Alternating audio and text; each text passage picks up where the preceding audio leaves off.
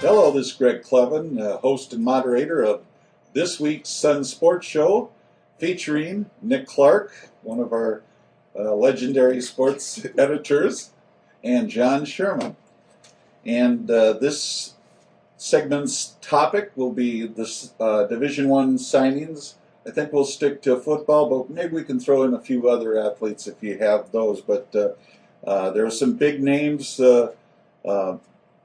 in the metro area that signed Division I college football scholarships. Nick, who from your area was the most notable? Well, we had two defensive backs from Champlin Park signed Division I national letters of intent yesterday to play college football.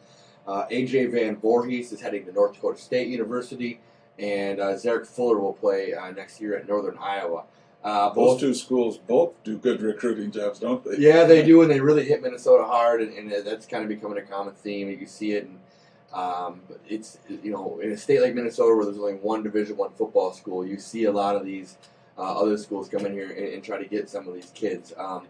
They both AJ and Zerrick have pretty good stories. They're both following their dads, who are alma maters of both schools. Zerrick's dad went to Northern Iowa, and AJ's dad went to North Dakota State, and they're really part of what was a dynamic defensive backfield. A third member yesterday signed to play at Division II St. Cloud State, and that was Tommy Youngquist. And there's talk of another possible Division III offer coming for the fourth member of that backfield. It was a good day in all for the Champlin Park football team. I think they had 7 total kids sign letters of intent to play either Division II or Division III.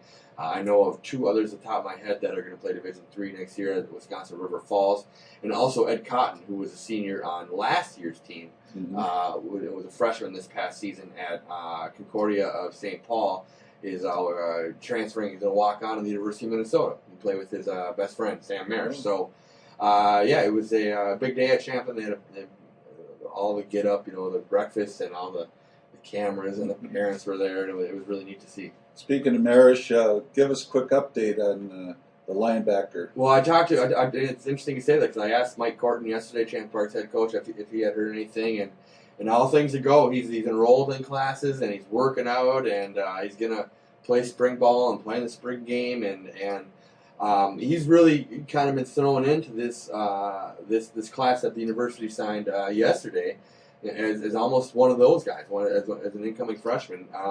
I still think he's going to be an impactful football player for them. Whether or not he plays as a freshman, you know, who knows? I mean, this is going to be a long road still, I imagine, for him to get back into football shape.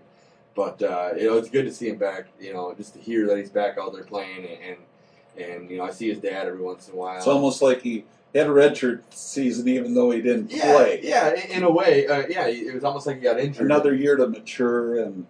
That's right. You know, a lot of kids, you see that, and it pays them off. And knowing Sam, like I do, you know, he's in a work his tail off to be ready to play. It's, you know, it's a good story. It'll be exciting. Yes.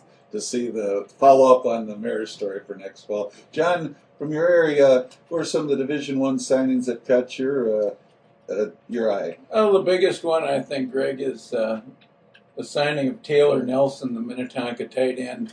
I think I may have written every week in my column last year that Taylor Nelson is a Division I tight end, and I'm glad to see that he finally got the scholarship.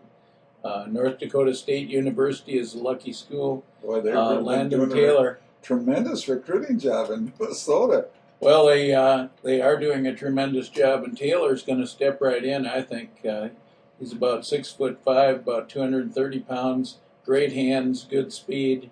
The ideal tight end. I wouldn't be surprised if he went to the next level beyond college too, and maybe wound up in the NFL someday. Yeah, he's one of those guys. When you watched him play, you thought that, you know, that might be an NFL player. He catches everything thrown his way. And to his credit, he hasn't really ever had a good drop back passing quarterback, you know, to get him the ball. But when it comes his way, he gets it. He's been fun to watch. True fact, and it's hard to project any player to the NFL from high school, although I did project another one years ago, Larry Fitzgerald, in a column in 2001. I predicted he'd be in the NFL. I should have predicted he'd be in the Super Bowl someday. I'd really look like a genius. I think another key signing, we're speaking of the Gophers a little bit, Matt Garin, the big defensive lineman from Eastview. I think he's going to step in, he's going to be able to help the Gophers almost right away. Just a horse in the defensive line for the Eastview Lightning.